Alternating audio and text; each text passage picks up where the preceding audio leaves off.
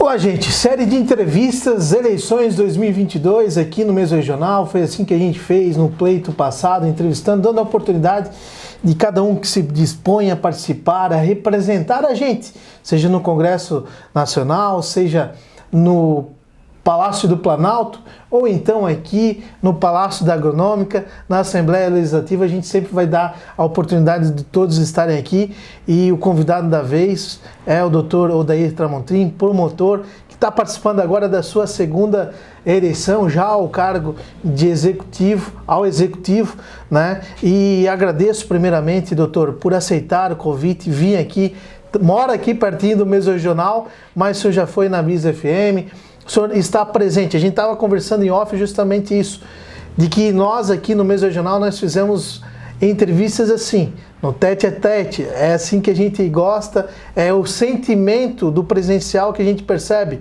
quando há a espontaneidade, a verdade, e o eleitor, quem está do outro lado da telinha, também percebe isso. Obrigado mais uma vez, seja bem-vindo ao Mesorregional. É um prazer enorme voltar aqui e falar contigo. A gente já se conhece há tanto tempo, somos, como você disse, quase vizinhos, e eu me coloco à tua inteira disposição. É um prazer enorme essa oportunidade também, porque o meu jeito de fazer política, você sabe, é diferente, e eu dependo muito dessas plataformas de comunicação. Então eu me coloco, repito, à inteira disposição, sem pré-pauta, sem nada, de uma forma livre, aberta, como eu sempre sou, para nós conversarmos sobre mais essa minha caminhada aí, que para mim é uma caminhada bem diferente daquele mundo que eu vivi durante toda a minha vida, mas estou muito feliz de estar aqui com vocês. Doutor, algumas pessoas já conhecem a sua história, sabem de onde o senhor veio, filho de agricultores, mas tem gente que ainda não conhece. Então, para começar a explicar, né, a atuação importante junto ao Ministério Público, professor da Universidade aqui de Blumenau, mas deixa o senhor falar, contar lá a história do senhor até o senhor chegar ao que se apresenta hoje como candidato. Eu tenho, às vezes acho que eu falo demais sobre as minhas origens, mas as pessoas têm curiosidade, né? Nem sempre as pessoas que me assistem num outro canal ou num outra plataforma têm acesso a essa informação. E eu valorizo muito a trajetória, porque eu sempre digo que um homem é produto da sua caminhada, né? Tanto para o bem como para o mal.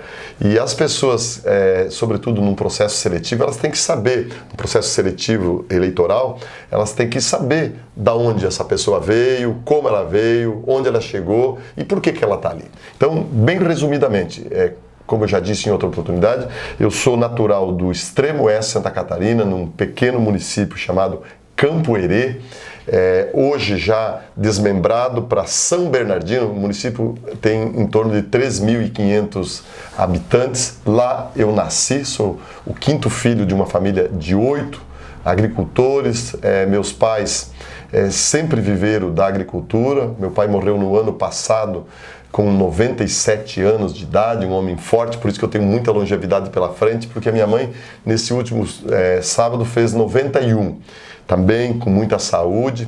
E lá eu cresci num ambiente completamente diferente, né? Porque na época a gente não tinha energia elétrica, não tinha nenhum equipamento da modernidade. Por isso que eu sou até hoje um apaixonado pelo rádio, porque o único meio de comunicação que a gente tinha era o rádio, que não morreu, né? Que parecia com essa revolução tecnológica toda, o rádio ficaria para trás. Não morreu. Na época era um rádio a pilha, porque não tinha energia elétrica. E lá eu fiz o meu ensino fundamental.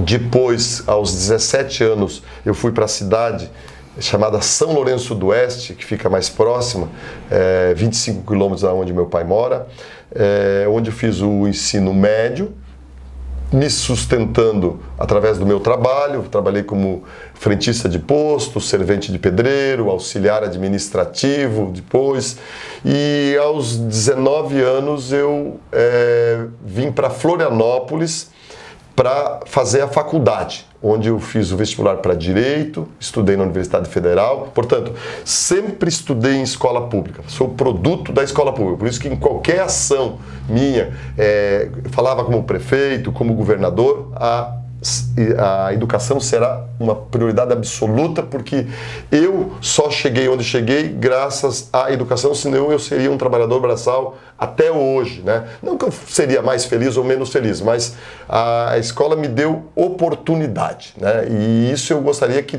todo catarinense tivesse, todo brasileiro tivesse, porque estudar ou não estudar tem que ser uma opção, mas ela tem que ser uma coisa acessível a todo mundo. Então, de forma universal, eu defendo isso. Então, eu cheguei na universidade, fiz o curso de Direito, passei no concurso,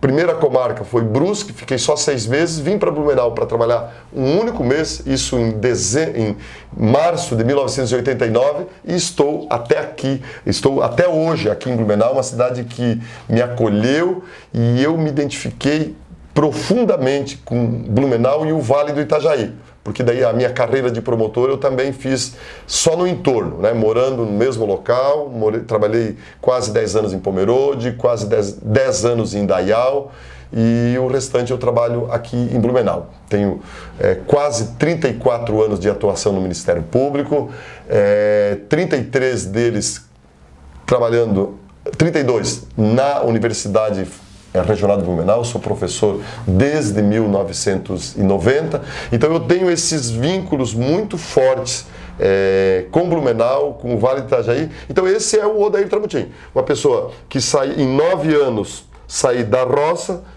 tomei posse no cargo de promotor de justiça e os 34 anos seguintes estou trabalhando nesses cargos que eu mencionei. Então somente isso. Eu mesmo acompanhei alguns julgamentos, alguns tribunais de júri que o senhor atuou, assim, que a gente cobriu o crime desde o início e tal, e é indiscutível, né? A carreira de promotor, de professor não é diferente. Não tem aluno de direito aqui em Blumenau que não recebeu aí aula, né? Pelo menos na Universidade Regional, praticamente do Odair Tramontini. E o senhor tem uma carreira brilhante, mas né, optou também por vir fazer história na política. Foi candidato a prefeito na eleição passada, 2020, e quase chegou no segundo turno, né, uma votação expressiva no partido que leva o nome, né, de novo, mas é um partido novo ainda, né? Ainda é um bebê no sentido né, do que se dispõe aí a formação, né? E agora já sendo candidato a governador do estado. É uma responsabilidade tremenda, eu tenho certeza disso. E olha, não me espantaria de repente um segundo turno ou tal, porque as pessoas cada vez mais estão buscando isso. Novidade na política, alguém novo, por conta de todo o histórico que os políticos de carreira possuem. E aqui em Santa Catarina, a gente não vai falar dos outros candidatos, mas houve essa troca, né? Um candidato novo chegou lá, gente que não tinha cargo eletivo e teve seus entraves aí, 2 processos de impeachment, foi condenado por desembargadores, salvo por deputados, né? Mas aí eu gostaria de saber do senhor, por que se dispor dessa maneira, sendo que o senhor tem essa carreira aí, essa história com H maiúsculo, e como que o senhor vai fazer a diferença? Olha só, Jefferson, essa é uma pergunta recorrente em todos os lugares que eu participo. As pessoas pontuam isso. Pô, por que uma pessoa bem-sucedida, uma pessoa que saiu lá do nada, lá, um agricultor braçal, chega ao cargo de promotor e, como você diz, modéstia à parte, sou respeitado, sou reconhecido, né, como professor também. E por que entrar na política? De fato, é uma decisão muito difícil. Mas por que eu entrei? Eu acho, em primeiro lugar, que essa pergunta não deveria nem ser feita. Por quê? Porque os homens bem-sucedidos deveriam se apresentar na política. O que aconteceu? Por que a gente chegou a esse nível de política? Porque nos últimos 15, 20 anos, 30 anos pelo menos, a política afastou as pessoas de bem. E hoje, eu não estou dizendo que todos os políticos são do mal, não. Mas um expressivo número de políticos fez da política uma profissão. Pior, um negócio. E isso tornou eles exclusivos. Tu pode ver que os políticos não têm inimigos e não têm amigos, né? O amigo de hoje é o inimigo de amanhã, o inimigo de hoje é o amigo de amanhã, né? Por quê? Porque eles fazem negócio. Você que trabalha fazendo um paralelo respeitoso, né? Tu pode ver que até as facções criminosas já chegaram a esse ponto. Você não vê mais PCC brigando com PGC, com outros, não. Eles não brigam por quê? Porque eles estão no mesmo mercado. Os políticos são assim. Infelizmente, a maioria deles são assim. Então isso fez com que os homens de bem se afastassem. O que aconteceu? Aconteceu o que está acontecendo, né? Nós temos um Estado desacreditado, a política desacreditada, o cidadão comum não quer nem ouvir falar de política, só vai votar porque é obrigado. E, inclusive, os índices de abstenção e anulação das últimas eleições foram assustadores, né? Nós temos em vários lugares candidatos que tiveram menos votos do que, onde não tem segundo turno, do que os nulos e brancos. Isso é um recado claro de que as pessoas chegaram ao limite da tolerância com o modelo de fazer política. Acontece que, gostando ou não gostando da política, a cada 2 anos nós temos pessoas sendo eleitas. Então, a pior alternativa é você não participar. E, por outro lado, a pior alternativa é nós, pessoas de bem, não nos apresentarmos. E aí, o que acontece? É preciso muito cuidado, porque uma pessoa quando está se afogando, está dentro de uma fossa, num rio se afogando, qualquer galho podre que aparece, qualquer galho que aparece, ele se agarra para tentar se salvar, né? Isso aconteceu com uma novidade, né? Então as pessoas se abraçaram em qualquer novidade. Em 2018 nós tivemos uma renovação altíssima, tanto no parlamento como no executivo. E o que aconteceu? Muitas pessoas se decepcionaram. E agora tem gente dizendo, bom, já que as novidades não deram certo, para ficar bem pontuado aqui em Santa Catarina, o nosso governador desapontou. Por quê? Porque é o primeiro na história que foi afastado. Nós nunca tivemos um governador de Santa Catarina afastado por processo de impeachment por irregularidade. Como ele se salvou, é outra história. Então, aí algumas pessoas dizem, mas nós apostamos em novidade e não deu certo. Eu falo assim, então vai continuar votando nos de sempre? Né? Exato. E na verdade, meu ponto de vista, não querendo cortar o som, mas é a paixão política por alguém que isso o eleitor precisa... porque o meu candidato a presidente da República leva o nome, ou o santinho do candidato ao tal cargo tem no santinho lá... Sim. O do meu presidente, e as pessoas votarem não por razão, não por conhecer a história, por analisar o currículo, ou enfim, escolher porque aquele falou, e isso é muito perigoso. Muito. Acredito que no pleito 2022 isso vai mudar um pouco, mas percebo que ainda tem gente agindo dessa maneira. O efeito manada, né? Tem Exatamente. Pessoas que seguem a manada. Então, o Jefferson, o que eu penso assim, né? Como eu me apresento, é que a novidade ela precisa ter consistência, né? A novidade, tu não pode se agarrar a qualquer novidade, só porque é novo é bom. Não, tu tem que olhar, por isso que eu fiz questão, e te agradeço a oportunidade, de me apresentar, de onde é que eu vim, aonde eu cheguei e como eu sou reconhecido. Porque, para ficar no Moisés, né? Eu conheço bem a Polícia Militar, né? Trabalho no meio, eu nunca tinha ouvido falar dele. Ele nunca foi comandante-geral, ele nunca ocupou cargo de destaque, era um aposentado da Polícia Militar que se intitulou comandante, mas era comandante de nada, comandante lá de uma unidade do Corpo de Bombeiros, né? Então, assim como tem um comandante do Corpo de Bombeiros de Ascurra, de Apiúna, né? Estava lá naqueles cargos indicados. E aí já estava ali agarrado com deputados ou coisa parecida, né? Se você, aí modéstia à parte, se você perguntar no Ministério Público quem é o Dailton Tramontim, todos os promotores vão conhecer, inclusive aqui na região. Quem é um promotor que tem destaque, ou é no júri, ou é no GAECO, ou é no combate ao crime organizado, combate à corrupção. Eu tenho uma trajetória. Então, aqui, só para concluir o raciocínio, que é muito importante para mim. Em 2018, vou pegar 3 casos. Nós tivemos 3 governadores em estados importantes que foram eleitos como novidades. Santa Catarina, o Carlos Moisés. No Rio de Janeiro, o Witzel. E em Minas Gerais, o Romeu Zema, né?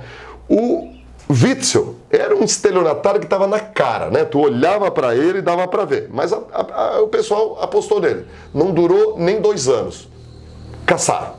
Pelas mesmas coisas contra a saúde, né? O Moisés só não foi caçado, como você bem disse, os 5 desembargadores votaram para caçar, né? Os deputados... da justiça... Exatamente. Do ponto de vista de uma análise técnica, ele foi condenado, mas foi absolvido porque o impeachment é um julgamento político, foi absolvido político.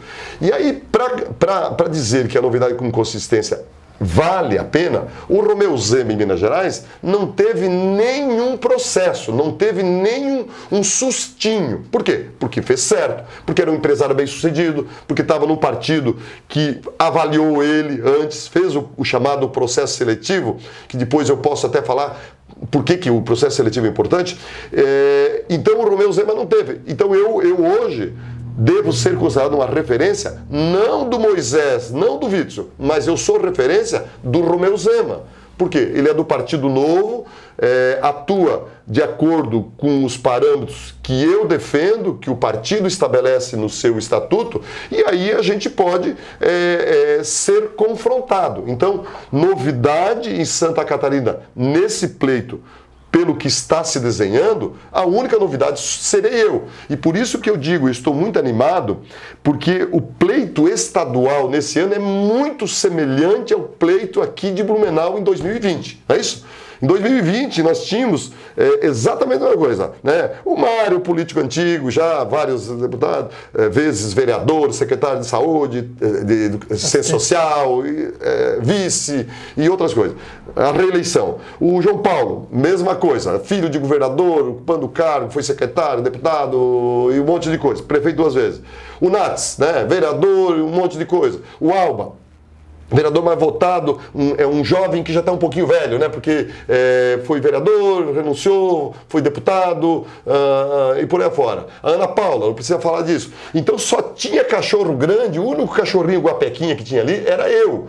E com a força das ideias, sem usar fundão eleitoral, eu consegui, por apenas 1,2 não chegar no segundo turno, né? E se chegar no segundo turno a história seria completamente diferente. O que eu quero dizer com isso? É que o cenário estadual hoje é exatamente a mesma coisa. Se você olhar, eu acho que tu não tinha nascido, o Esperidião Amin já era governador. Ele foi governador em 82. Não tinha nascido. Não tinha nascido.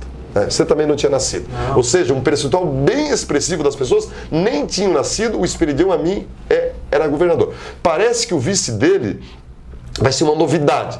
Dalírio Beber ou o Pavan, né, que estão cogitando. Também são pessoas que estão estreando na política, né? O Jorginho Melo, vocês não tinham nascido, ele já era deputado.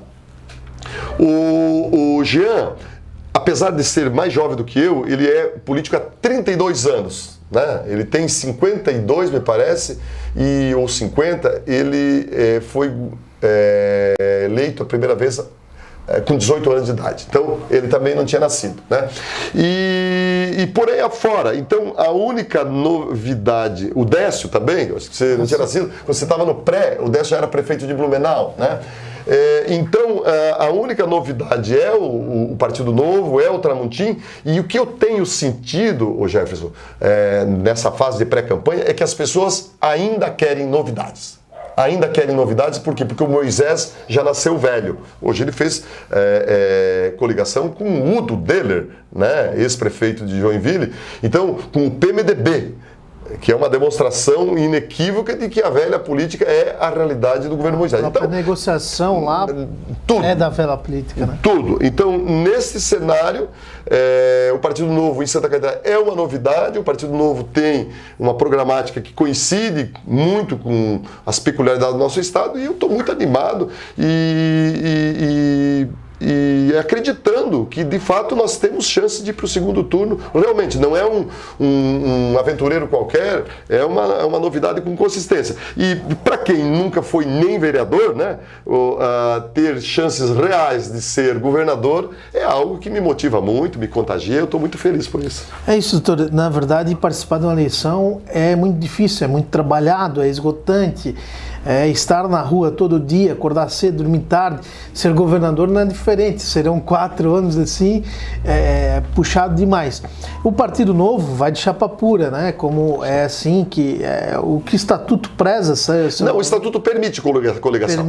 Permite. Mas nós estamos indo de chapa pura. O que torna mais difícil o fato de não aceitar a parcela do dinheiro que viria através do fundo eleitoral, que são mais de 4 bilhões de reais, isso já, eu tenho comentado nos bastidores que não usar o fundo eleitoral é ser covarde consigo mesmo, porque eu não sou a favor do fundo eleitoral, porém ele existe.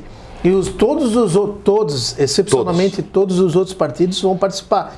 Então o candidato do Novo, seja ele deputado e tal, ele já tem um enfrentamento maior, que é na capitalização dos recursos para participar da eleição, que demanda de dinheiro. Demanda de dinheiro, isso é inegável. Sim. Só precisa rodar pelo Estado, fazer material de campanha, e aí o senhor tem que contar com a iniciativa privada para ganhar recursos, os seus próprios recursos. Enfim, como é que o senhor vai lidar, vai conseguir chegar em todos os municípios de Santa Catarina, promotor? É difícil, né? Se ninguém usasse o dinheiro do fundão, aí você estaria em armas com paridade, né? Uhum. A luta do Tostão contra 1 milhão, literalmente do Davi contra Golias. Eu não tenho dúvida nenhuma. Mas eu optei por isso. Eu poderia ter me filiado a outro partido, vários partidos me convidaram, não para ser candidato a governador, mas me convidaram já lá em 2020, e eu sou um homem de convicções, né? Eu sei o tamanho que eu tenho, eu sei as dificuldades, mas eu não concordo com o fundão eleitoral. Essa é uma concepção minha. Eu não acho certo que você financie um partido com o qual você não concorda. Então, todo brasileiro, fiz um cálculo, é cruel. Se você dividir porque as pessoas não têm nem noção, e até a gente não tem noção o que é 4,9 bilhões. Significa dizer que nós temos hoje 33 milhões, 32 milhões de pessoas com carteira assinada. Só pegar aí essa parte.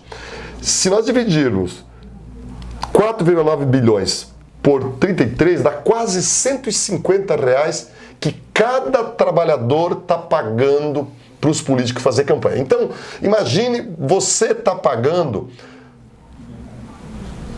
para o Lula fazer campanha. Eu tenho certeza que tu não concorda com as teses do Lula. Eu não concordo com o PSOL. Não concordo com ninguém. Então, a tese é com a prática, né? Por quê? Por que tu tem que pagar, cara? Então, por isso que eu sou favorável ao financiamento privado, porque eu estou recebendo doações de amigos, alguns empresários, né, que acreditam no Partido Novo. E são pessoas que também pagaram para o fundão eleitoral. Então, eles estão pagando 2 vezes, né? Mas porque eles acreditam nisso. Então, se por um lado eu tenho dificuldades, e são muitas, para que a minha mensagem chegue ao eleitor, tenho. Mas, por outro lado, quando ela chega forte. Porque hoje tem pesquisas dizendo que mais de 80% das pessoas são contra o fundão, né? Então, se elas são contra, grande parte delas vão votar em mim. Por quê? Porque eu sou o único que não uso dinheiro do fundão eleitoral. Então é preciso que a gente diga e que essa mensagem chegue ao cidadão comum para dizer o seguinte: ó, se você não concorda, no mínimo, a única reação que você tem é não votar em quem usa o fundão eleitoral. Então, se ele o não usar é algo que me deixa para trás, em um lado, por outro lado, ele me coloca na linha de frente. Então, quando nos debates eu perguntar para eles quanto é que você está ganhando, vai ter gente que vai ganhar 30 milhões, 40 milhões, 20 milhões, aí eu vou dizer assim: olha, eleitor, você concorda com isso? É teu dinheiro que está financiando esse helicóptero, esse santinho, esse cara, eu vou estar lá de cara limpa, assim. E não, eles vão estar lá, tem maquiagem, tem cabelinho penteado, até plástica, os caras fazem com, não sei se vão fazer isso, mas o que eu quero dizer é que, nesse sentido, né, nós apresentamos algo que tem consistência, né? Pô, não uso o fundão eleitoral. Então eu vou deixar para o eleitor. Eu estou na fase que eu ainda não posso pedir voto, mas eu quero que o eleitor avalie esse argumento, né? E por isso que eu estou confiante, para encerrar, por quê? Eu quase fui eleito prefeito de Blumenau sem usar o fundão. Então é possível. O Adriano se elegeu em Joinville sem usar um dinheiro do fundão. O Zema se elegeu em Minas Gerais sem usar dinheiro do fundão. Então, o que eu quero dizer é que é possível, sim, fazer campanha sem dinheiro do fundão eleitoral. O que é preciso discutir é que as campanhas poderiam ser mais baratas, né? Eu estou dirigindo meu próprio carro, então pede pro Jorginho dirigir, acho que eles nem sabem mais dirigir, né? Pro Jean dirigir, pro Amin dirigir, eles estão há 40 anos sem dirigir um carro, cara, porque sempre tem motorista. Então o cidadão comum pode valorizar. Pô, o Tramontim está se arrebentando, eu fiz 12 mil quilômetros já, né? Dirigindo meu próprio carro. Mas só que eu não fico em resort, eles estão ficando em resort, né? Esse dia o Lula mostraram, o Lula usa jato e fica em resort. Eu fico em hotel de R$100, cara, né? Opção minha. O senhor também não tem avião ambulância para se locomover? Não tenho avião ambulância também, que é bom que se diga isso, né? É triste, é que assim, eu pego no pé aqui mesmo porque eu sou cidadão antes de ser jornalista e não dá para aceitar certas práticas. E para já falar nisso, doutor, ser chefe do executivo não é fácil. Precisa de algumas artimanhas, algumas negociações, e às vezes o que a gente vê nas negociações, vamos falar até a nível federal, o orçamento secreto, e aqui em Santa Catarina a gente não vê algo diferente também, a troca de apoio, até no processo de impeachment, por troca de cargos, por uma série de situações, dos PICs, prefeitos que antes eram oposição ao governo, faziam críticas ao governador, porque ele nunca recebia os prefeitos, não recebia a imprensa, não recebia os prefeitos, o chefe dos municípios. Durante plena pandemia, todo o estado, absolutamente todo o estado foi fechado, sem constar uma pessoa, sem que uma pessoa sequer fosse constada no âmbito municipal. E ele fala que ele é o governador municipalista. Mas enfim, como que o senhor vai lidar com essa situação quando precisar negociar com a Assembleia Legislativa? Pois bem, o governador Moisés é o exemplo clássico de um arrogante que se fechou no palácio e não quis conversar com ninguém. O prefeito de Blumenau, que hoje morre de amores pelo governador, deveria lembrar que demorou 8 meses para ser recebido na primeira audiência, né? Então o Moisés é aquele, não é esse de agora. Esse agora é o Moisés que quer ganhar a reeleição, né? Que está aí fazendo uma distribuição de sacos de bondades, né? É importante que se coloque isso. O que eu penso? Eu sei que política precisa de diálogo, política precisa de conversa, política precisa até de certas concessões, né? Só que você tem que estabelecer um limite para isso. Por que o Moisés hoje é refém do parlamento? Por quê? Porque foi o parlamento que salvou ele, né? E por que ele foi para o parlamento? Porque roubaram o dinheiro dos respiradores. Se não tivesse feito nenhuma lambança, ele teria tocado o governo até o final, sem qualquer problema. O Zema tem só 2 deputados em 76. 2 em 76. Então poderia ter sido impeachmentado, mas o quê?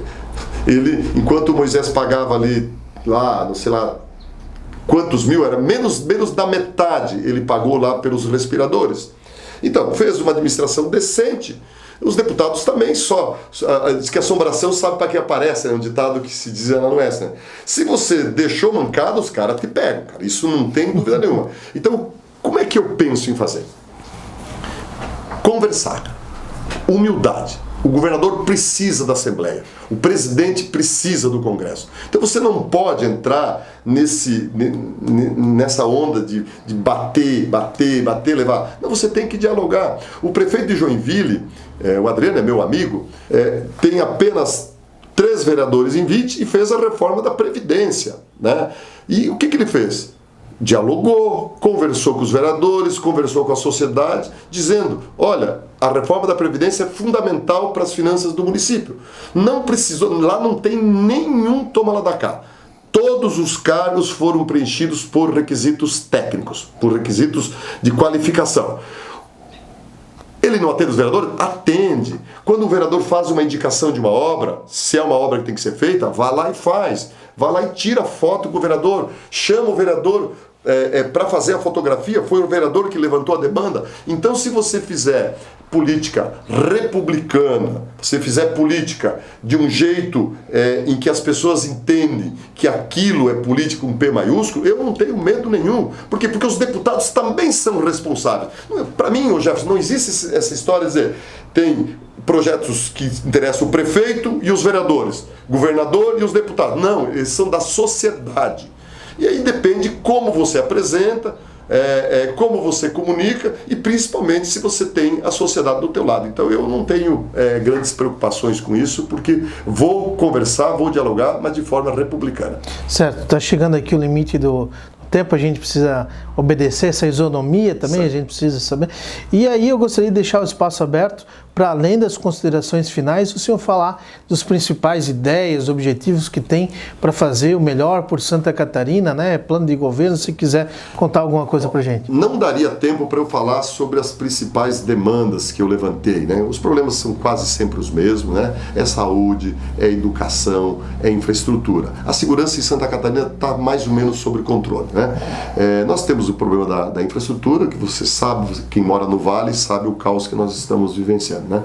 Hoje a saúde está um caos, um governo com dinheiro a dar com o pau, distribuindo milhões em todos os lugares. Nós temos mais de 100 mil pessoas em fila de espera. Inclusive as crianças sofrendo. Crianças sem UTI, um caos. O que eu quero dizer que eu vou fazer como governador? E vai dar resultado? Fazer gestão. Isso é fundamental. Sabe por que os serviços não funcionam? Por quê? Porque nesse troca-troca, nesse toma lá da cá, você coloca pessoas que não têm capacidade para aquele cargo em que elas são ocupadas. Você faz um loteamento, imagina agora numa composição dessa, secretaria tal vai ficar com o PMDB, secretaria tal vai ficar com outro partido, e aí os partidos colocam os cabos eleitorais deles, né? Então o Partido Novo, nesse particular, é muito firme, né? Nós não fizemos concessão de cargos, nós não entregamos a gestão para outros partidos.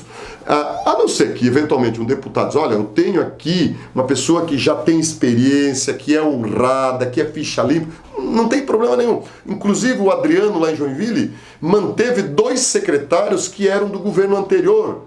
O Zema manteve um secretário que era do governo anterior, do PT, porque o cara trabalhava bem, né? Então nós não temos monopólio de virtude, que só nós somos os bons e tudo que tem aí está errado. Então nós vamos fazer... O principal diferencial do Partido Novo é colocar pessoas certas nos lugares certos. Isso pode parecer pouco, mas é muito, porque hoje em dia não é assim. Então o que nós vamos fazer? Vamos fazer o que tu faz aqui na tua empresa. Tu não vai contratar um dentista para ser jornalista, né? E quando tu quer tratar um dente, tu não vai num jornalista, num psicólogo, você vai no dentista. Isso dá um salto de qualidade que você não tem ideia. Eu fui para Minas Gerais esses dias, fiquei 2 dias lá acompanhando o Romeu Zema, e eu vi a qualidade dos seus secretários, a qualidade dos seus dirigentes, né? E é isso que eu vou fazer. Então, em linhas gerais, nós vamos fazer um modelo de gestão diferente, né, com esses pressupostos que eu coloquei. Então, como mensagem final, eu quero pedir às pessoas que estão me ouvindo, que conhecem a minha trajetória, que conhecem o Tramontim, que levem essa mensagem para frente. Eu preciso que as pessoas me sigam nas redes sociais. Vou ter muito pouco tempo de televisão, então eu preciso que as pessoas me sigam. e eu vou aproveitar os teus inúmeros seguidores, @OdairTramontim. Lá você vai conhecer um pouco mais das nossas propostas, dos nossos planos para Santa Catarina e ter no Tramontim a novidade, mas a novidade com consistência. E eu encerro, né, te agradecendo mais uma vez o espaço que você me deu nesse teu importante órgão de comunicação, para dizer o seguinte, que se a gente não está contente com o que tem que mudar. A gente não pode perder as esperanças. Ah, mas é outro novo que eu não sei no que vai dar. É preferível um novo que você não sabe no que vai dar, mas tem uma trajetória que indica que vai dar certo, do que insistir nos velhos de sempre. E aí eu finalizo com uma frase que eu uso reiteradamente, atribuída ao Einstein, que a gente nunca vai conseguir resultados diferentes se continuar fazendo as coisas do mesmo jeito. Ou seja, você não vai ter uma política diferente se você continuar elegendo os de sempre. Então era essa a mensagem, esse é o agradecimento que eu te faço. Muito obrigado a todas as pessoas que me deram a chance de poder falar um pouco mais sobre esse projeto, que para muitos é arrojado, para mim é realista. Ok. Muito obrigado, doutor. Tempo corre mesmo, o senhor gosta de falar, a gente gosta de ouvir. Muito obrigado para você que acompanhou a entrevista, não só do doutor Odair Tramontim, dos outros pré-candidatos que já estiveram aqui, conversaram com a gente. Nós vamos continuar com essas entrevistas. Quem pedir espaço, quem a gente estender o convite e aceitar, aqui estará. Muito obrigado a todos. Obrigado mais uma vez, doutor, e até breve. Obrigado, um abraço.